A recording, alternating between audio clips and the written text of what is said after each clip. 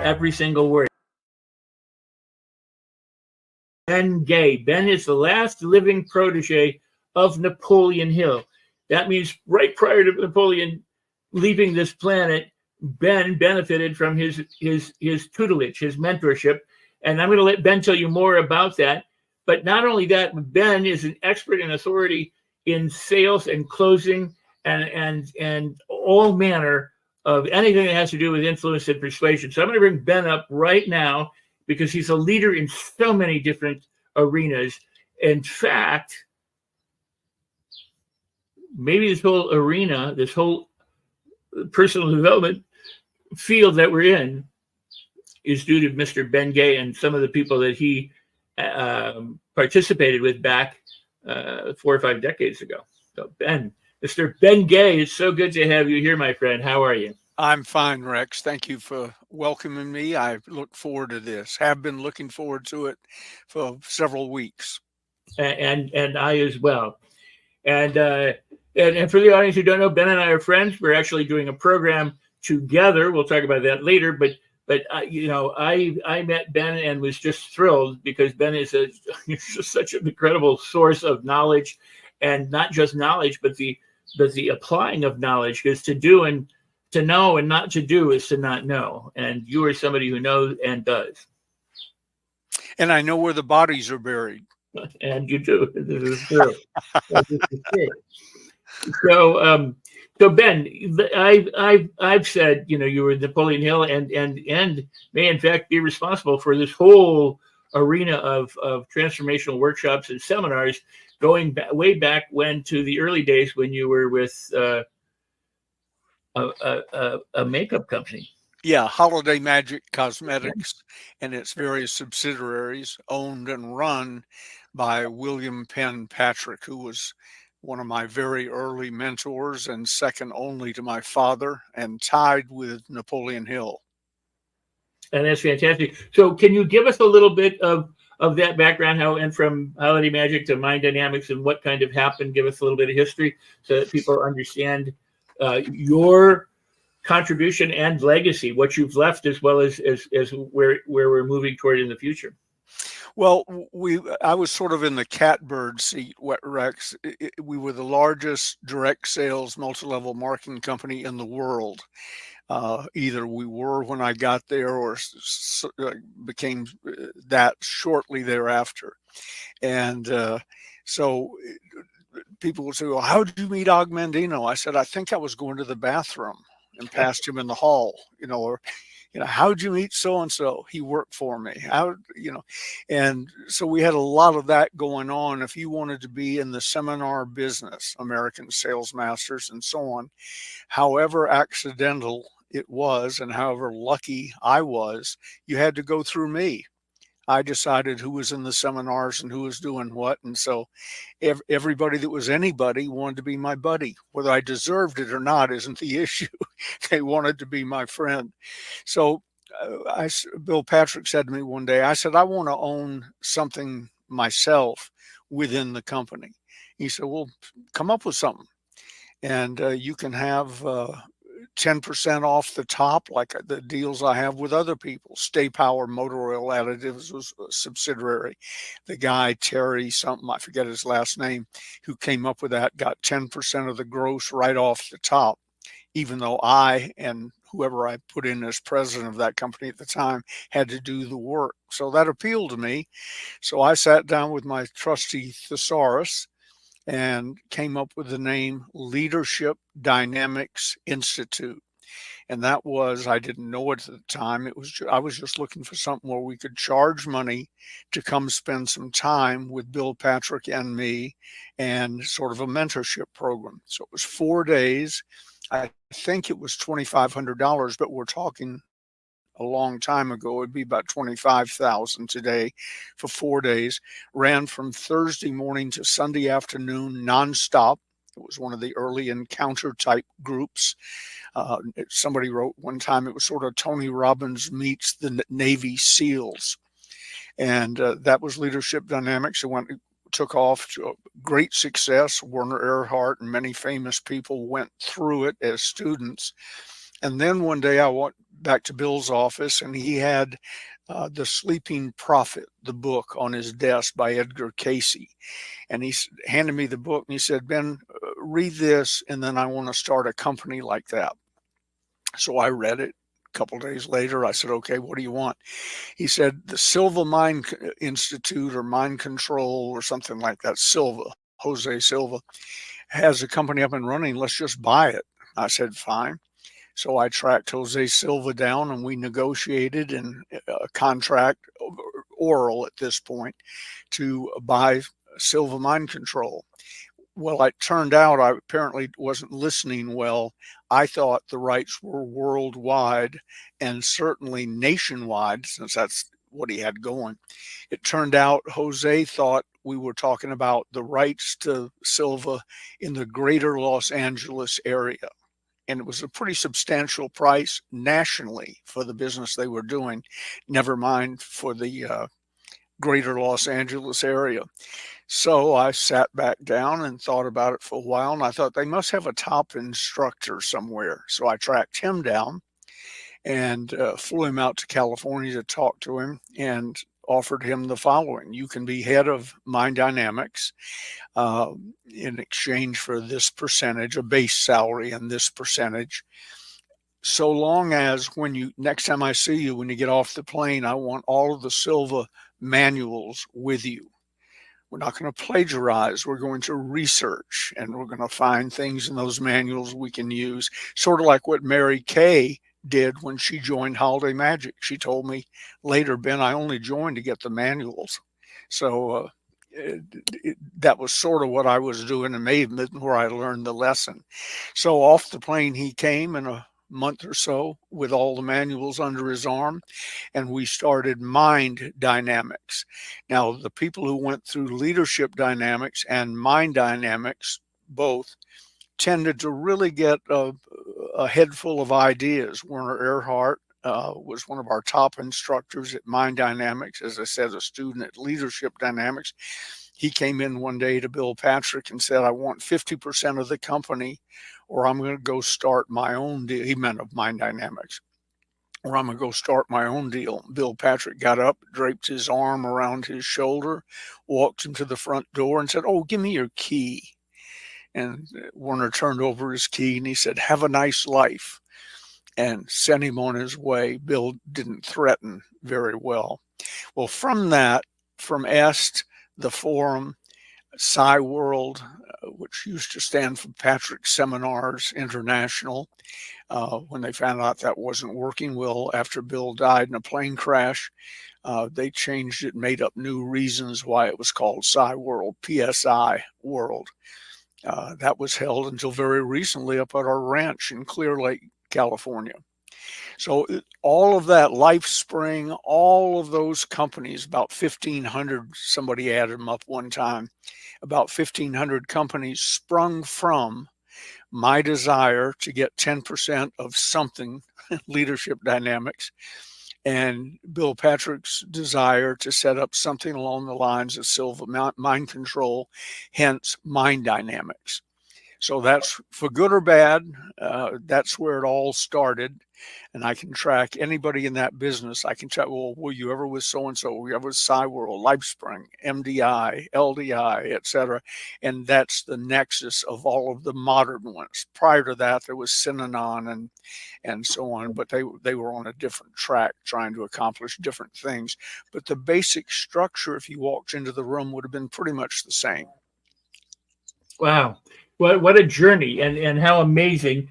And yeah, I mean, you know all the principal players who came up through the ranks from then to now. Many of them gone, and many of them still with us and providing positive inspiration and messages to the people. So what a journey. Now, I know people are going, okay, now what about Napoleon Hill? Because we actually have, and I'm just going to tease a little bit, we actually have a segment coming up during our time here that features some of Napoleon Hill. So you got to spend time with Dr. Hill. Let's hear some about that. That would be fantastic. Well, it was the last 2.5 years of his life. not full time, but he was at my beck and call full time, and probably came to the office for a week or more, 4 or 5 times a year. And the way that happened was one day there was a knock on my door, and it went, and then the door opened. That meant it was William Patrick knocking to be polite, but not knocking to ask if he could come in. He was coming in.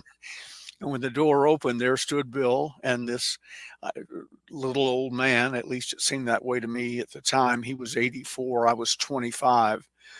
And it turned out I heard from each of them independently later, and the stories matched. Napoleon Hill was there to give Bill Patrick a plaque and present him with a signed copy of a new book he'd written, in which he said Bill Patrick was one of the, I think it was 5, maybe it was 10 greatest people currently living or ever had lived or something, in a book dedicated to Bill Patrick and these other people. So he flew out to present the plaque and to give the signed copy and so on. I didn't even know he was in the building. I might have met him on the way to the bathroom, had he gone to the bathroom. And on the way down the hall, it was a long building. Bill Patrick's office was at the back. Mine was at the front. Long hallway. Bill Patrick said to Dr. Hill, apparently, I've got this young man. He's president of the company. He's doing a great job, but he's 25 years old. He doesn't have wisdom yet. And I think sometimes he's probably afraid to walk down that long hallway to ask me for certain advice, or to admit he was afraid, or to admit he didn't know what the heck he was doing.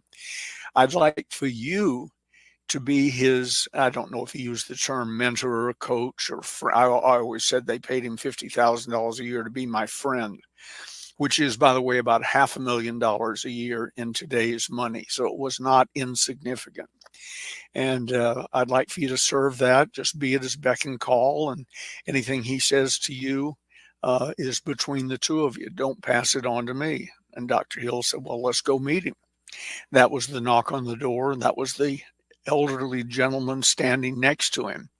And we struck it off as well. I'm a Southern gentleman. So when I said, Dr. Hill, it's a pleasure to meet you, he said, call me Nappy. I said, I can't do that. I'm sorry. You're my senior. You're a doctor. I didn't know what kind of doctor at the time, but you're a doctor, and I'm 25 years old. So you'll be Dr. Hill to me. That was the first of probably 100 friendly arguments on that subject. I never even said the word nappy until he died, and it became a cute story. So he came to work for me. As I said, available by phone anytime, and available sometimes in California more than I needed him, but he loved to have the Learjet sent for him. He liked to fly in it. He liked the fact that in the little town in South Carolina, Learjet would come in just to get him. And I sort of knew that feeling. It can impress the locals. And so we started working together. And I even tested the theory, because Bill had had a coup tried on him. Bill Patrick had had a coup tried on him where 3 people who were with him in the beginning came to him and said they each wanted 25% of the company. He could keep 25, or they were all leaving. Sort of what Werner Erhard tried to do to him, which is the reason he walked Werner to the door and said, give me your key. But so I made up a story to Dr. Hill that 2 or 3 of us were going to try and take over the company and so on. And but this was confidential. Dr. Hill listened to the whole story, and then that night when he was out, he always stayed at our house in the Dr. Napoleon Hill suite. That night, also when he was at the house, he tried to talk me out of it. And meanwhile, I'd written a letter to Bill Patrick. Dear Bill, if Dr. Hill tells you that we're setting up a coup, blah, blah, blah, it's not true. I did it to test whether Dr. Hill our conversations would be totally confidential. So calm yourself. Wrote the letter, sealed it with a wax seal from the art department, and gave it to Marion McGinnis, his secretary, Bill Patrick's secretary. I said, Marion, put this in your desk, and if you ever hear Bill go off and you hear my name and being yelled, get this envelope out and hand it to him. So with that, Dr. Hill and I went on about our business. To my knowledge, I left the company about 3 years after this, when and then the company lasted another couple of years until Bill Patrick crashed his P-51 into the hillside up at the ranch. Uh, there was lots of opportunities for Dr. Hill to rat me out. To my knowledge, when they hauled the furniture out of the office, in Marion McGinnis's top desk drawer was the letter sealed with wax. Dr. Hill never said a word, even though it could have brought the company down or radically changed the company had he passed it on.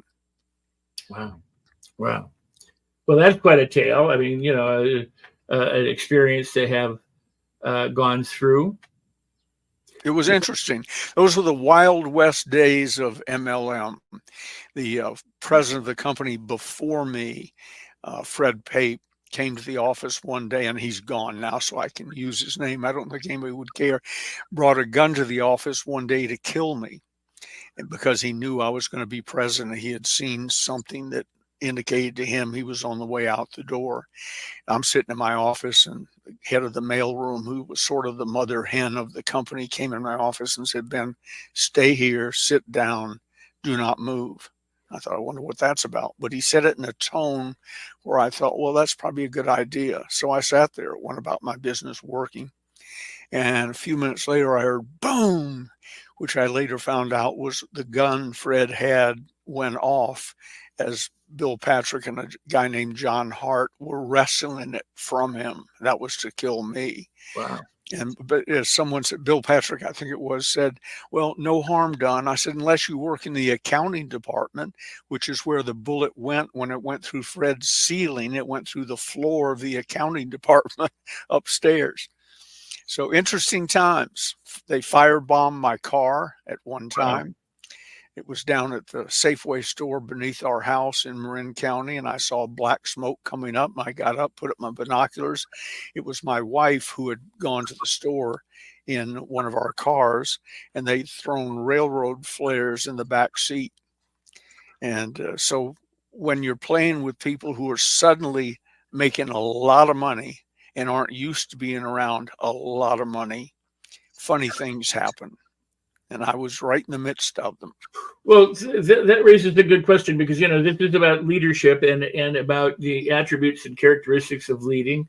Napoleon Hill wrote a lot about that in Laws of Success, and and subsequently other things, and said first you have to lead yourself, and then went on and exemplified or amplified other traits and qualities. Some meaning the buck stops here. Don't blame, be friendly, bring the team together. So you raise an interesting point. People sometimes get avenues to lots of cash or lots of fame or lots of success or lots of something. And, some people say, well, it changes them. Other people would say, no, it just amplifies who they already are. And, but what advice would you give to people who might be in that situation of on the brink of success or envious of someone on the brink of success to go through that time without the kind of violence or without the kind of scandalous behaviors that you got to go through in the early days with the other people? Pick your parents carefully. I wasn't given any, but I was raised around money. My father did well. I was raised 2 blocks out the front gate of East Lake Country Club in Atlanta, Bobby Jones' home course. As long as I didn't say anything, I was allowed to go in the men's grill frequently with my father and just sit at the table and listen. Well, sitting at the table was usually the chairman of the board of Coca-Cola, whoever it was at the time. It came along with being chairman of the board of Coca-Cola. You got to go to East Lake, and the founders of Home Depot, and a lot of people had more money than any of them that you've never heard of. Those successful people behind the scenes who just build huge companies. So I was raised around money. It wasn't miraculous to me. When I was being moved up the chain and came to California for some training one day, they no one was in the training room. I said, "Where is everybody?" And they said, "Well, Fred Pape has taken us over to San Francisco. We're all going to get diamond pinky rings and alligator shoes, black alligator shoes." And I said, "I'm not. If you walk in East Lake with a diamond pinky ring and alligator shoes, unless they have spikes on the bottom and they're golf shoes, you'd be run out of town." I said, "I'm not going to do that." Well, I almost got fired just for that act of belligerence. I said, "Well, I'm not going to get in the car, pretend like I'm going to get a diamond pinky ring, pretend like I'm buying one, and pretend like I'm buying alligator shoes, none of which will ever show up again because I'm not going to buy them and I'm not going to wear them. That's white trash, and I'm not going to participate." So that was sort of a standoff, but I won in that no one decided to force the issue. They knew Bill Patrick really liked me, and so I was able to get away with it. But I'm kidding. I'm not kidding when I say pick your parents carefully. If you're raised properly and read and write proper English, and you're used to being around good things and so on, you don't get blinded quite so quickly by sudden wealth or fame. And one last thing on that: find someone and appoint them to be your wingman or woman who will tell you the absolute truth. They will tell you when you're being a jackass. They will tell you when you're in over your head. Usually, like my relationship with Dr. Hill, he never criticized me or asked a serious question that could be taken as criticism in front of other people. He always waited till they were all gone, and when the door clicked shut, he sat at the end of my conference table to my left. If I saw his head come up, I go, "Uh-oh, here it comes." But find somebody who will tell you the absolute blanking truth when you need to hear it. Those were crucial for me. Dr. Hill did it, and I have a couple other friends. One, a running buddy that goes back to high school, my first business partner, the greatest salesperson I ever personally worked with, Jimmy Rucker. And Jimmy Rucker, to this day, will tell me via text or email or something when I've said or done something stupid that he heard about, or I wasn't doing something that projected. He knows the image I like to have and the way I like to conduct myself. When I get out of that lane, I'll see on the computer text from Jimmy Rucker. I go, "Uh-oh." I love that because it's important in that we can't choose our parents, but as parents, we can choose how we raise our children and what we expose them to help them be maximally, less affected and maximally successful in life and balanced and have an appreciation for things. I'm going to agree. I mean, I was raised around celebrity. I don't care who you are. There's nobody on this planet who impresses me. I like them, but I could care less in some ways. At the same time, I can appreciate them and be with them, but it doesn't make me get excited or not excited by it. You don't carry your autograph book around with you anymore? I've never asked for an autograph. I have since photographs. I have started taking selfies and stuff because I realized I had nothing to show my children or anyone from my past because I never bothered to take a photo. They're colleagues of mine. I don't care if they're up on top or down at the bottom. We're all in it together. So I understand that attitude, but it doesn't. But what you said about having somebody who will be brutally honest, somebody who will hold you accountable and keep you responsible to what you're doing or your mission. So many people, because I've been around lots of celebrities, as you have, we've watched lots of people, get catapulted into success, or they work their way to success and they've changed, just like their relationship, they're either amplified by money or whatever. But the people around them also change. As they change their circles, sometimes a lot of the people they get are yes people who just say yes. They tell them what they want to hear, what they think they want to hear, and they don't have the luxury or the necessity of having somebody who will brutally help them stay honest to themselves, to stay authentic, to not get caught up in the ride, and so that is such an important piece.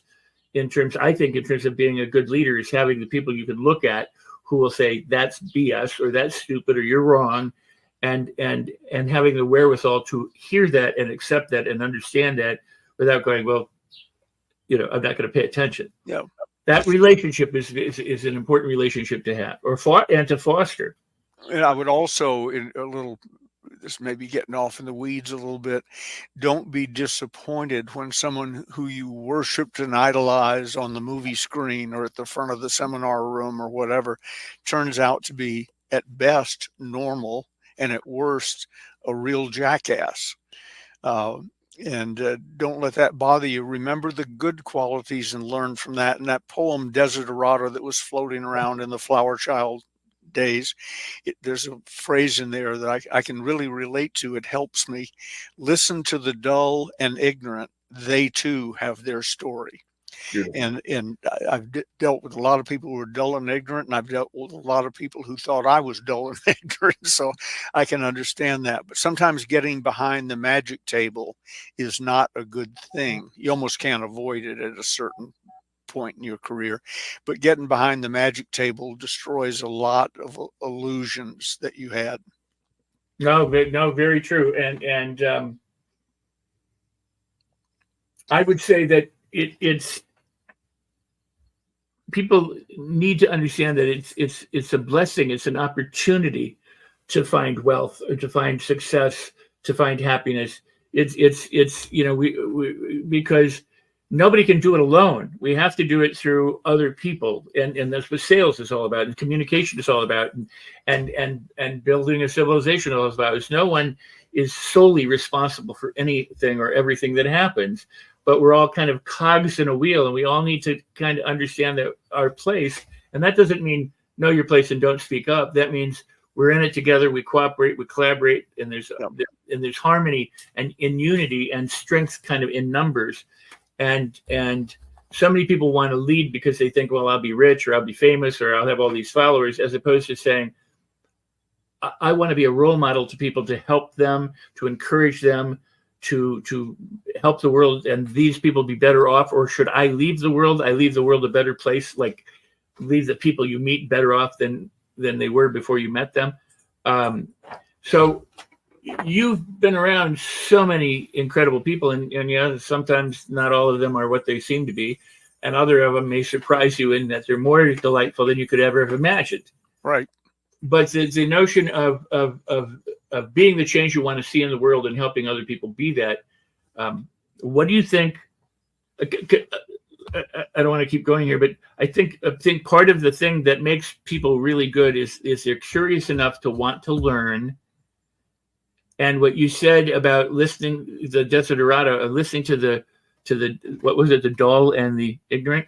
Dull and ignorant, they too have their story. That being willing to learn from anyone. I've learned from more people like on park benches and stuff than sometimes the top people in seminar rooms.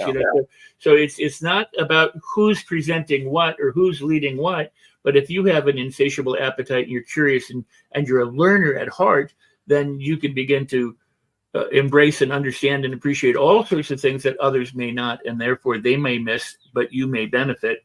And if you're a wise person and a benevolent person, then you share that with other people. Absolutely.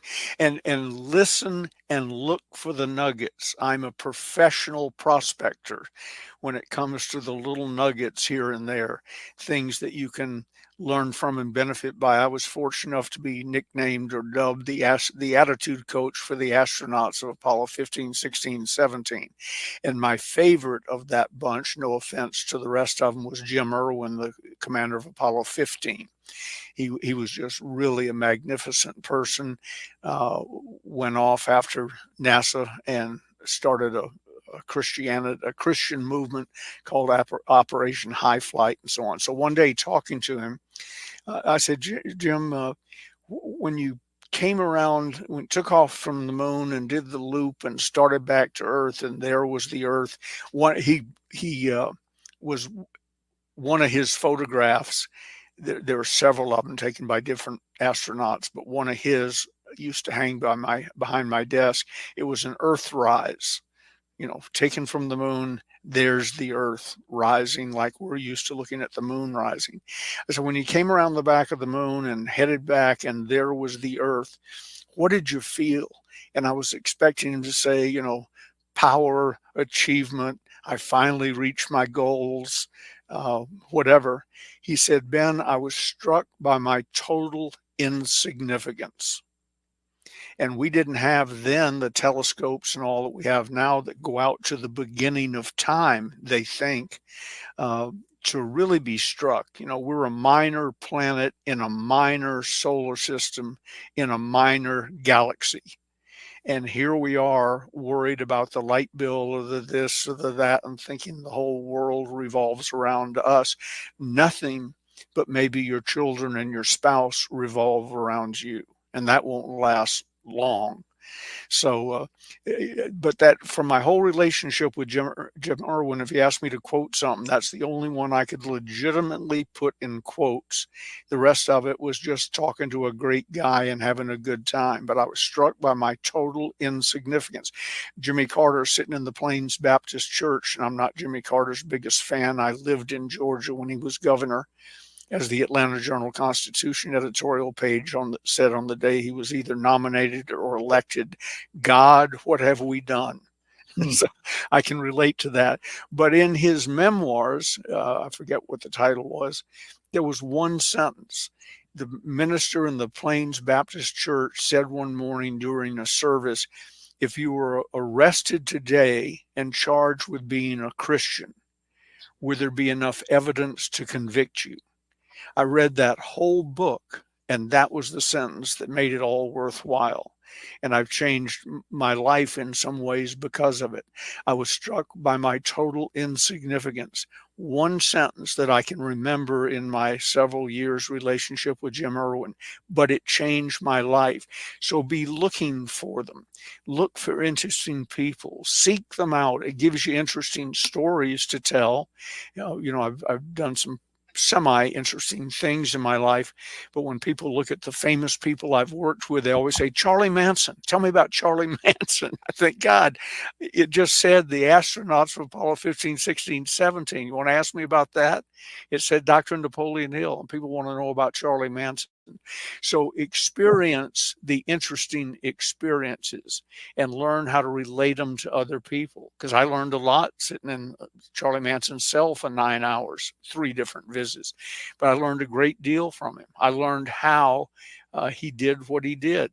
Whether you like it or not, nobody likes it, but it explained what he did. And I probably told you this before, Rex. When I walked into his cell in the adjustment center for the first visit, he had 2 bunks. It was a two-man cell, but no one wanted to sleep with Charlie. They'd be afraid to shut their eyes, so he bunked alone. The top bunk was his bookshelf, clothing. It was his closet, and on it was one book, and I checked the whole cell. It was his only book, How to Win Friends and Influence People by Dale Carnegie. And I said, God, what an interesting book selection, Charlie. He says, it's my Bible. I couldn't have built the Manson family without it. Now, Rex, that's interesting. That's really interesting. You can discuss that one sentence for a whole evening with somebody. Well, let's go back to would there be enough evidence to convict you of being a Christian? I think that's beautiful. And it shows the power of one idea, one sentence, and what happens when you make a decision in favor of good. Obviously, Charlie made a different decision using a book, but you could use How to Win Friends and Influence People to build a positive empire. You and I are doing a program, and in a moment I'm going to bring up Ava Manuel, because she's also has helped us greatly in that. But you and I are doing a program on a coaching program and on sales and on living your best life and doing things together that you bring to the table, I bring to the table, and we're cooperating and collaborating in that regard, so that people can go to the next level in their sales skills, their communication skills, and their ability to connect with other people. So with that in mind, as we begin that, we're going to bring Ava up and add her into the conversation as well. And this There is she is, the editor-in-chief of the Los Angeles Tribune, whom everybody knows. Ben Gay III, it's an honor. It's an honor. Ben Gay III, as much as this is a casual conversation that just started between Rex and Ben is a living legend in the world of sales. And pretty much I've seen and followed some of your videos and your teachings, Ben. But my question is like, does the principles of sales change? You know, given some of the changes in technology, changes in culture and society, uh, do sales principles change, or are they pretty much, you know, human relationship and communication? The principles don't change. The buzzwords do. Everybody's on a journey now. On your journey, and if I hear journey one more time, I'm going to throw up live on camera. But the various buzzwords change. We went from hardcore selling to counselor selling to consultative selling to Larry Wilson, the Wilson Learning Corporation, and so on. But at its core, good salespeople, whether they were the silk traders of a couple thousand years ago, sailing the world, selling silk, or the Yankee peddler in New York, in New England on horseback, good salespeople knew how to put themselves in front of the maximum number of people, have a story well put together, and understood that what the customer wants, buzzwords, technology aside, what the customer wants to know is what's in it for me. And if you can answer that, then you can sell. So I'm rather tired of hearing people talking about old school selling and so on. They didn't understand what old school selling was, and they obviously don't understand what the current selling is. The only thing that's changed is buzzwords and technology. I've given 5,000 paid seminars and speeches, plus another 5,000 for free to prisons and various places probably. And in the early days, Zig Ziglar used to say Ben Gay would work a traffic accident. If 2 or more people were in the accident, he'd talk to them to practice. So it 10,000 if you don't count, if paid 5,000, total probably 10,000.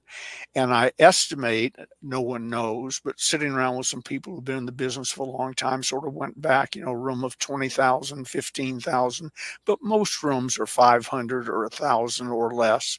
I've spoken in Norway to a group of 12, which was frightening. It's been years since I've talked to 12, and I thought, oh my God, I know how to handle 15,000.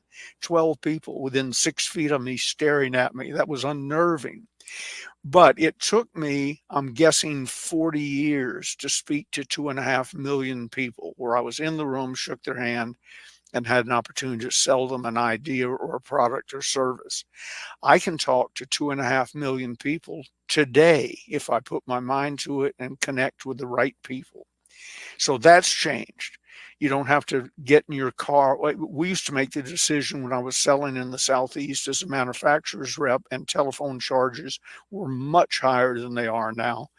I used to make the decision, is it cheaper to drive to see them or phone them?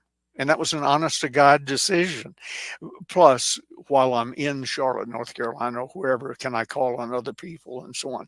Today, it's click. You know, I came into the office this morning.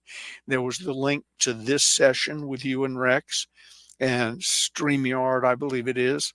I clicked on the blue lettering and bang, up came the camera, and now we're connected and we're talking to all the people who will watch this today and years from now. This is sort of a small part of our immortality. People will be watching this. It's the reason I usually try and avoid dates and so on, because you want it to be evergreen. They'll be watching this 10, 15, 20 years from now. I got an order last week, pretty good size order, as a result of a radio program I did with Bruce Norris, the real estate expert, over 20 years ago. And the call started out, are you still honoring that special? And I said, well, you're going to have to be a little more specific. I don't know what special we're talking about or what you heard, but probably, unless it was ridiculous or something, yeah, I'll honor it. And it was, I don't know, you buy this book, you get another one free or something. I said, yeah, we'll honor that. So The technology has certainly changed the speed with which you can be in front of and or communicating with people. Some of the terminology has changed, but if you live long enough, it comes back around. I came up with a quote years ago. People like to do business with people they know, like, trust, and with whom they feel safe. Mm. And I knew it was good, but I, used it 10 times and forgot about it. And I'm talking to somebody the other day and they said, well, do you believe in the the KLT theory? I said, I don't know. What is it? Know, like, trust.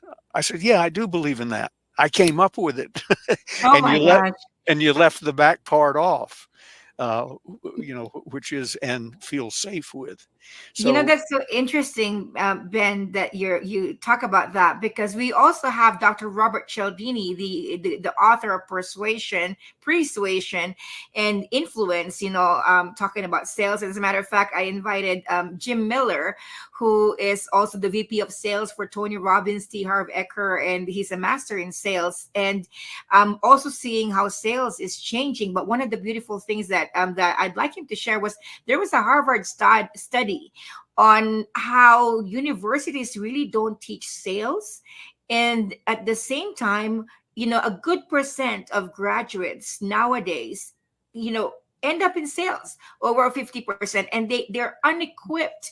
There's not really an education that equips them, to succeed in the sales world, which is yep. why I'm excited for what you and Rex are building together, because I feel like it's such a gap. The sales skill is such a gap, and it just prolongs the learning curve for a lot of people who are starting in the industry before they even succeed, because of the lack of education out there on good sales strategies.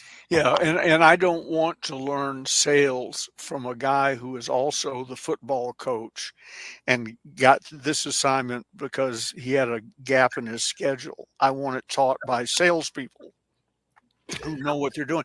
We've coined a term recently that the closers, pardon me for doing a cheap plug, but the closers is a whole series. There's books 1, 2, 3, 4, 5, and 4 more underway. But it's a sales training department in a box. And here, any one of them.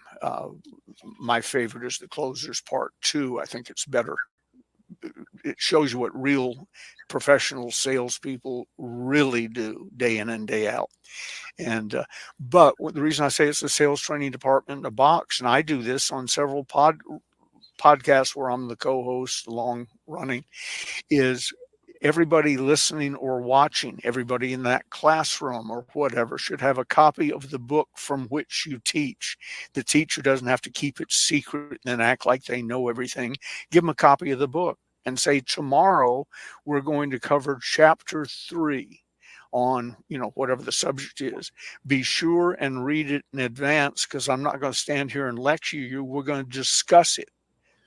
So if they pick some good series, Zig's, mine, Tony Robbins, whatever, pick some good series and teach from it and with it, Mhm. not lecturing from the front of the room about something you don't know anything about. If you're standing in a high school or college classroom teaching selling, I know one thing: you're not a salesperson. That's the last place on earth you would be. So you're not a salesperson. So arm yourself with good sales material and openly teach from it. Don't pretend like you know it, because you'll get asked a question that'll prove you don't know it. If I'm talking to somebody and say, oh, I love the closers, I have about 3 trick questions I ask them. And rather quickly, I can find out they've never read it. They might have it, but when you go to pick it up off their credenza, the spine has never been cracked.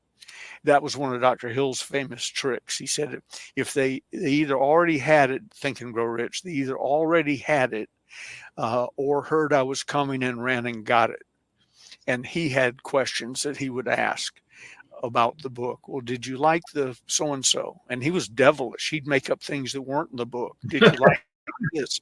And they go, oh, yes, that was very meaningful to me, and so on.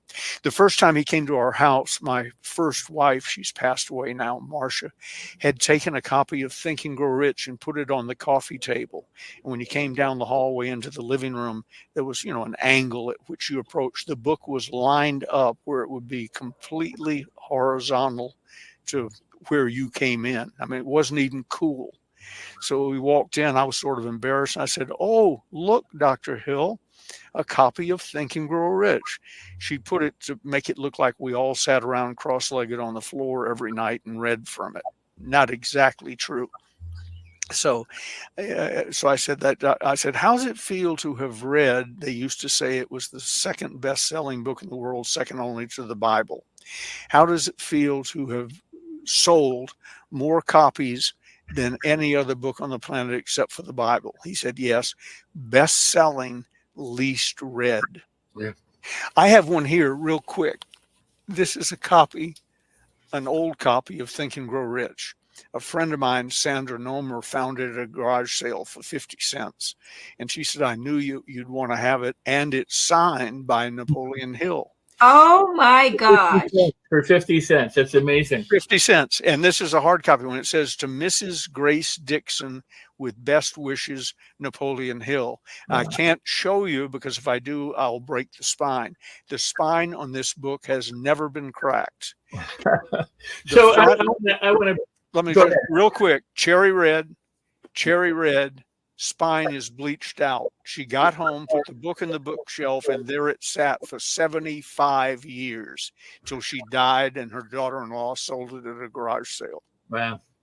So I've approached the subject, but you and I are doing a coaching program. It's online, it's live, it's real time, and there's some video components and some other things to it. But we combine your years of experience and my 50 years in the communication field, the sales fields that we do, and we combine that to give people that kind of experience that you had with Dr. Hill, where they can come, they can approach us, we can troubleshoot, we can, guide and correct and mentor and provide them with the experience of learning from someone with your expertise is just amazing.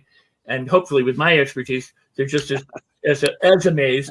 Yeah. But combined, we've got well over 100 years of experience in communicating and influencing and persuading people with integrity and from a heart-centered interest in. I've always said, if the customer or the client or the other person knows that their interests are in your heart, trust and rapport and those kinds of things happen much more easily and readily. Absolutely. If they think you're out to deprive them of something in their pocket, then there's that trust and that rapport is not there, or what you would call safe. Yeah, what's in it for me? They need to believe that what you're offering them is more valuable than the money in their pocket, right, or the credit balance on their card or whatever. But yeah, that's true, and you got to break through that in a hurry. People buy from people they know, like, trust, and with whom they feel safe. And they say, yeah, but your clients, some of your contacts go back almost 60 years. I said, here's the good news.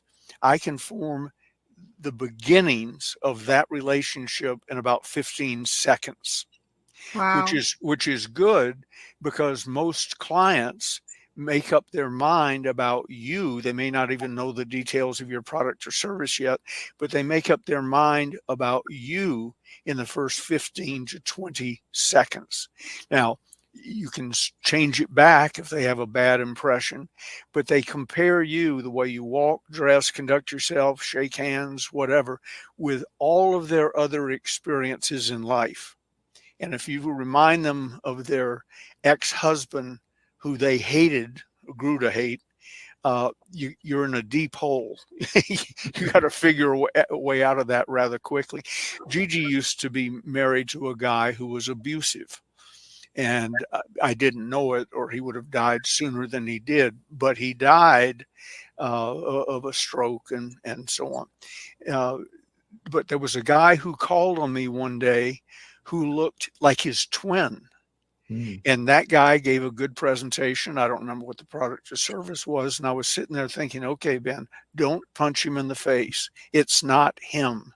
He just happens to look like him, and so on. So he probably, if he ever thinks about it, wonders how come he didn't get the sale. He gave a good presentation, had a good product and all, but he looked just like someone who was a horrible individual. Isn't Wow. that interesting? Eva, I want you to ask Dr. Ben a question, but I do want to point out that they can see rexsikes.com/book. If they're interested in our program, it's rexsikes.com/Ben and Rex. NANDREX, and they can go there, and there'll be some information there, and they can sign up, enroll. We want information because we also want to know who's coming to the program so that we can best serve them and tailor it. And in addition to your wealth of knowledge, Rex, and your credentials are as good or greater than mine, I just want to explain what I bring to the table. I try and do for our clients what Dr. Hill did for me. Pretty simple. I've been at it a long time, as he had been. I'm old enough to have a little wisdom, even if by accident. And based on the way Dr. Hill worked with me, I know how to work with people, and we'd love to have you in our family. Absolutely. Well said. Ava? Well, I had a little bit of a glimpse of the video making and some of the very, very interesting stories both you and Ben have talked about. You coming from some of your experience in Hollywood, and also Ben, in the wisdom of the men that has taught and influenced Ben, directly.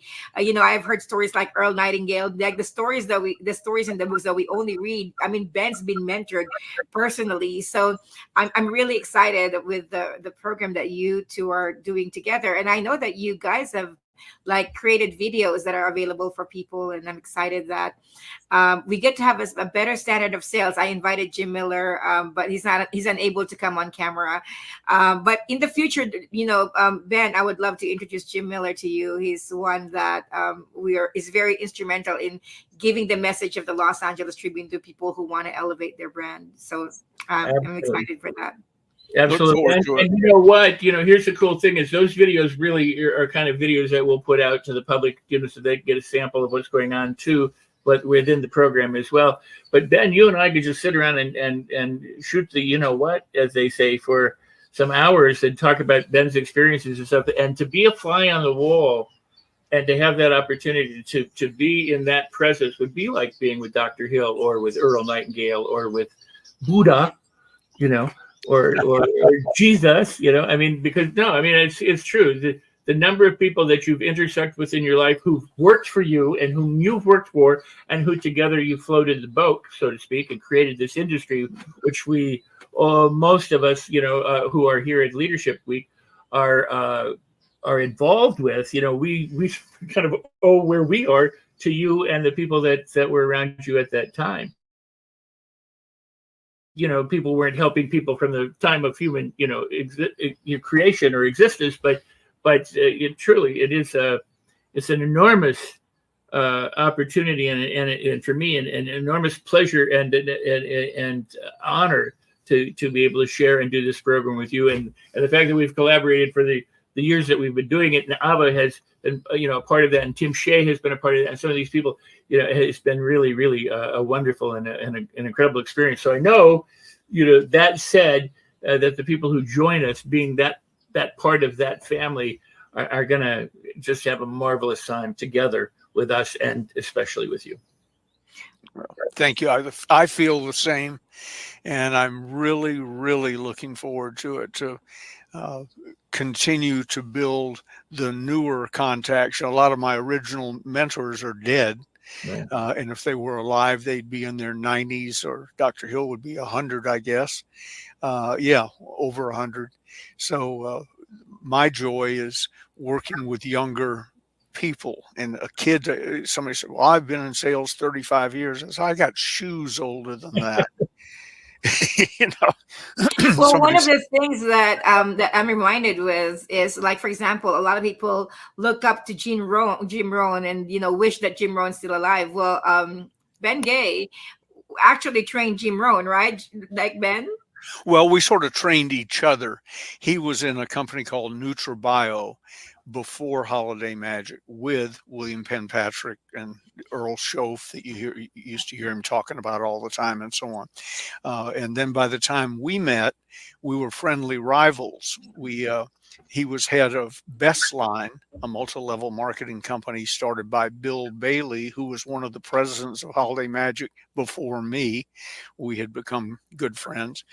And where Jim and I spent the most time was we had matching yachts, 120 footers tied up in Sausalito, side by side. The Principia, you can look it up if somebody wants to, and the Electra. The Electra was his. Because both companies had this attitude, you're either in Bestline or you're, there were only two types of people in the world. You're either in Bestline or you're not. Those are the two types. Holiday Magic, you're either in Holiday Magic or you're not. So I wasn't supposed to be seen with Jim Rohn. And the way we spent most of our time together was on the fantails of either the Principia or the Electra, out of sight. Even if you walked down the pier, you wouldn't have seen us on the fantails. And there we had a great relationship. He was a wonderful gentleman. Wow. That's so awesome. I just want to say very, very quickly, then I'm going to let you finish with Ben. I'll be here, but just to say that, like the book spine that's discolored, compared to the rest of the book because it's never been opened, I evaluate people by the quotes that they quote and attribute to the quotes too, because so many people today haven't actually done the legwork. They've learned something from another person. They quote that person misquoting someone else. And you can actually tell that they really don't know much of what they're talking about because of who they attribute a quote to, or some of what they've learned along the way. They haven't thought it out. They haven't reasoned it out. They haven't applied it. They haven't acted. They just are parroting what they heard someone say, and then they misapply it, or they read it in a book that somebody said so-and-so said it, and the so-and-so never said it. Now, in all fairness, anyone can misquote somebody. And then, so sure. I'm not talking about that one occasion or something where I say, oh, so-and-so said this, but I'm wrong. I'm talking about the people who consistently attribute quotes to people because they just don't do the legwork to know better. Or take them as their own. Or take them as their own. That drives me. Yeah. That drives me crazy. Here's a statement. I hate two statements in my life. I'm not doing this to impress you, but to impress upon you. And what I call water. Because, people always say, it's what I call this, what I call is that, what I call is I call this electricity. I mean, it's like, it's electricity. Just, you don't have to claim it. Quick story. I had breakfast with Wade Cannon one morning after we'd done a seminar the day before. Wade was one of my mentors, and he said, "Ben, let me tell you about something." He said, "Last night you told a story about blah blah blah," and I said, "Yeah." He said, "That was my story," and I said, "Well, that's true. I'm really sorry." And he said, "Well, it's a little late for that now. Let me teach you how to quote someone else." Or quote me. He said, "The first time you say it, say as Wade Cannon once said. Second time, third time, whatever, you can say as someone once said. Fourth or fifth time, you can say as I've always said." Oh my gosh. But he said, but you didn't do that. We could stay with you for a very, very long time with the amount of knowledge and stories that are just so fascinating to hear and listen to. But we're coming up on the hour, and we'd like to give you, the full stage, the full screen to be able to impart, something to our audience in LA Leadership Week on what's a good takeaway that would really pique their interest in checking out more of what you and Rex do. So, Ben Gay, the floor is yours, please. All right. Thank you. I have a seminar I do in selling that's 10 days, selling and success. It's 10 days long. If you don't have 10 days, I have a 5-day version. If you don't have 5 days, I do a 2-day version. I have a 1-day version. I have a half-day version, and I have a 1-hour talk. Since I don't have any of those options today, let me boil it down to a few minutes. My closing rate is 86%. serious sales, not somebody calling in to order a book. That's order taking, but serious sales, 86%. Here's how I do it. I only sell quality products and or services that are competitively priced. They don't have to be the cheapest, but they should be competitive. And I spend my days talking to people qualified to buy them, qualified religiously, financially, geographically, whatever the qualifications are. That's who I talk to. I don't waste time talking to people who couldn't buy if they wanted to, or if they even understood it. My brother-in-law, David Ronzoni, who died recently, 4th of July, oddly enough, I asked him one time, because he always had to carry somebody with him when he went trout fishing who also had a license. So their 2 licenses would cover what David would catch by himself. He was unbelievable, magic somehow. And I asked him one day, I said, David, how do you do that? And he said, well, I go where the trout are. I thought, well, why didn't I think of that? So it's not any body of water. David went where he knew there were trout, generally and specifically. He went there. So do that. Quality products, competitively priced, sell them to qualified people, and of course then ask for the order, read the books, the closer series or whatever, and learn how to sell, how to frame a presentation, how to sell. Meanwhile, become a person of class, quality, and substance, with the ability to tastefully project that, not be braggadocious, just have people look at you and go, okay, this person knows what he or she is talking about, and they have my best interests at heart. If you can put those 2 together, you can get up to a 60% closing rate if you don't know what you're doing. If you do know what you're doing, you can get up to an 86% closing rate. And Rex and I and you, Ava, will spend some time in these sessions teaching people exactly how it's done, with names, dates, and places. As I said earlier, I know who's who, what's what, and where the bodies are buried. I've been at this a long time.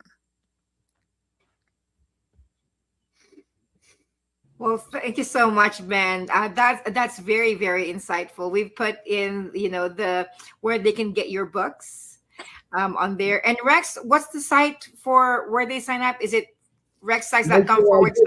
Yeah, no, I was hoping you'd scroll it, but nobody did. So I put it here. It's rexsites.com/Ben and Rex. Well, I got it in that case. Oh, there you go. Excellent. Yeah, there you go. rexsites.com/Rex. No, I'm very pleased to have had you here during leadership work. You're an incredible leader, and many of us stand on your shoulders, and we appreciate that. And I know that you would say that you stand on others' shoulders too that are here. So just marvelous. Ava, I want to thank you for being here with us. You're the editor-in-chief of the Los Angeles Tribune. We couldn't do a lot of this without you, so we're very grateful. And Ava, you will notice when you see the videos, is a presence in our videos as well. So we're all family already, and we want you to join our family. Come join us. Hello and welcome to the Los Angeles Tribune. Since 1886, our name has been a part of the world of journalism.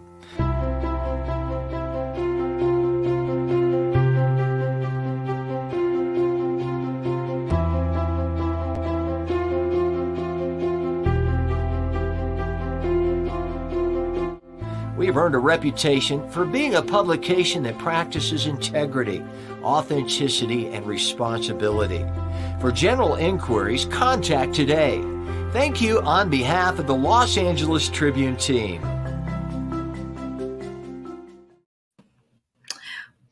Welcome back, Rex. Oh my gosh.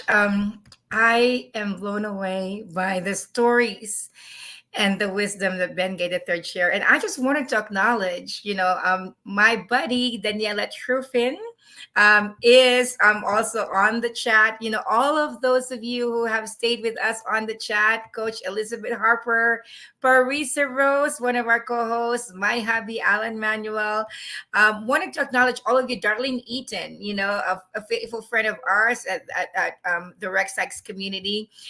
We just wanted to thank all of you who've stayed with us, and all of the questions that you've asked. Thank you so much. It is definitely a delight. There were a lot of comments. comments. Did you see, Rex? This is a movie material. We should make a movie about this. Like we don't always have, the legacy of Ben Gay III with us. Ben Gay, thank you so much. But this is definitely something very interesting. And it's so interesting that, that Mo, our CEO, is actually really someone who's very knowledgeable in the history of this business. And Mo, there's a proposal to make it into a movie. I'm just like dropping that on your ear. So there were a lot of comments, and this should be a movie, and we're really excited about that. What say you, Rex? Well, I agree with you, and I've wanted to do something similar to that. Make a movie, a form of documentary with Ben and I, and perhaps some others, because I'm just happy that we were able to get Ben on here and present him to people. You've had the opportunity of sitting with us while we talk and discuss, and we do shoot the BS, and that's such a valuable experience, because I learned so much, he learned so much, we all learn so much, because we go back and forth and not only have common ground, but those places where we differ, are important too, because they're areas of experience or expertise that we combine and bring together, and you've been part of that. So I was just delighted and thrilled to have Ben here today. And for those who've not had the experience of being able to listen to Ben, but did as a result of being here on the LA Tribune Leadership Week with you and me and all the rest, is a rare and unprecedented opportunity, to spend. And I've always been over the top with the idea that I'm with somebody, who spent time in Napoleon Hill, and I'm blessed to know some of the family members, and be friends and call them friends. So it's just, it's a good life. It's a wonderful world, and I'm glad that you said that, and I'm happy that people have gotten to benefit from Ben's presence here tonight. For sure. I'm looking for our CEO Morak's comment earlier, where he was saying this is a Los Angeles Tribune exclusive. Very, very rare. So I actually found it. The only living protege of Napoleon Hill, a Los Angeles Tribune exclusive. So we're very, very proud of that. And we had a declaration from Morak saying the movie pre-production is already in progress as of now, officially. So that's so good. I love that. So, immediate action. It doesn't have to be a large one. You're all part of the history. You all are co-founders of the LA Leadership Week. But all seriously, we love to have fun here in the Los Angeles Tribune. It's so much more funner. In the host chat, we are family. We love on all of our speakers. We have over 200 speakers in LA Leadership Week over the 7 days, 10 hours a day, if not probably even more than 10 hours a day. And the generosity exudes in LA Leadership Week. But that generosity started with the vision of our CEO Morak. And as we close this night, I wouldn't want to close it without you being able to see his TEDx talk. It's something that, go ahead, Rex. I just want to say thank you, because you've been here the whole day. Michael Silver's been here the whole day. We've had some incredible guests, but we've also had some incredible panelists and speakers throughout all of day 3, all of day 2, all of day 1. And tomorrow we begin day 4. And none of it would have happened if Mo hadn't had the vision. But if he didn't have you and Alicia and the rest of the team to carry out that vision, maybe this vision wouldn't be here. But it's here. And you are one of the people directly responsible for making it happen. So I want to make sure that you get your kudos before we close. Well, it takes a team. People ask, how can you do what you do? It's the words of Jay Abraham from yesterday: connection, collaborations, and partnerships. Over the last 3 days, you can go back to the replays in all of our social media channels. We've had Joe Vitale, Sharon Lecter open. We've had Mark Victor Hansen, Ty Lopez, Jay Abraham. Joseph McClendon III, the lead presenter of Tony Robbins. And I'm blanking on many others. Les Brown has been in our platform Monday night. And we've got so much more coming in the next 4 days. So we just invite you to share, to love, to watch the replay and join us. And in closing, Rex, thank you so much. You also are pivotal to bringing some of the speakers like Ben Gay III, Russell Brunson on day 7. Thank you for that collaboration. And who else did you bring, Rex? Many others. Let me think. How many? Mark. Well, I mean, Mark and Crystal are friends and colleagues of mine who have been here before. I don't know if I don't think I directly invited them to this event, but Les Brown too. Les Brown, yes, and Russell Brunson is coming. Danny Walsh, Sorrel Catane, Scott Schilling, who was here the other day. Scott Jones is coming up. Ben Gay. I don't know. I mean, so just so you know, there's a lot of things coming up. I wanted to just honor all of our comments. Rex bought Rex. Great job, Lynn. Thanks from Karen Hall, one of our business partners, the managing directors of the Women's Journal. There is a Women's Journal in the Los Angeles Tribune. We actually have a lot of journals coming out, just to let you know. There's an I Love Rex from our CEO Mo Rock. And Daniela, my buddy, thank you for all the love. So with that, it's been an evening full of love, full of stories, full of inspiration. Let's continue that inspiration with bringing to you the TEDx Talk, the famous shortest TEDx Talk of the century, Mo Rock.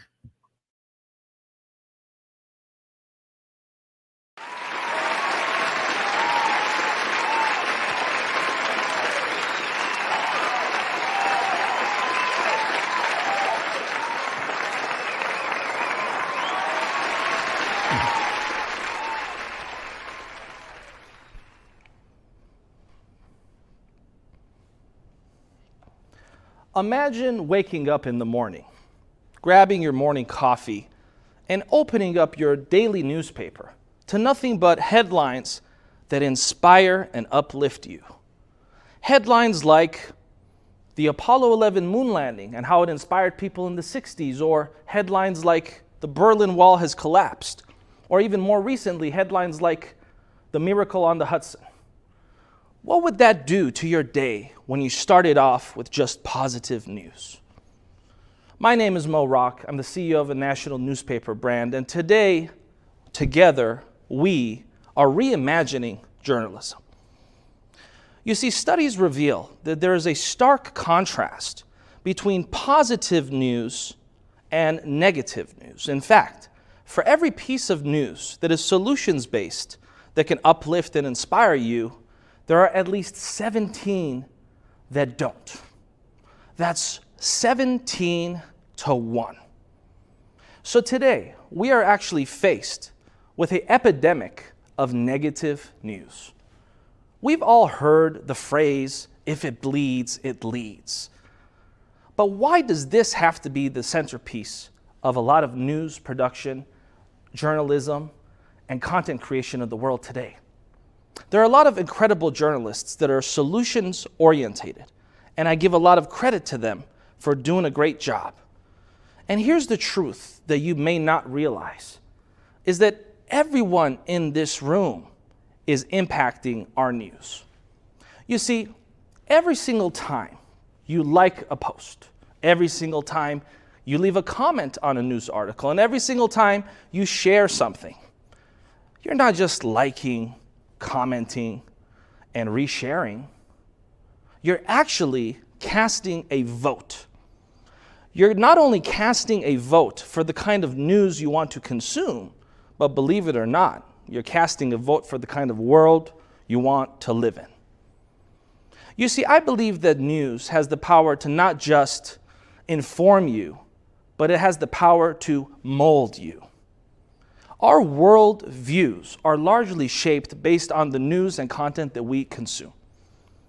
And so I want to encourage folks to remember that the next time that they like, comment, and share. Our organization has one question that it always has to ask before we share anything, print anything, or publish anything. Our editorial team asks this one very simple question. Does the following piece of news empower our audience, or does it disempower our audience? What would the world look like if every content creator, every journalist, every time someone posted a news article, they asked that question? Does the following piece of content empower our audience or disempower our audience? And I want to encourage everyone to participate in this process and help us bridge that gap between 17 negative news articles for every one positive. And let's come together and ultimately make this world a better place. Thank you.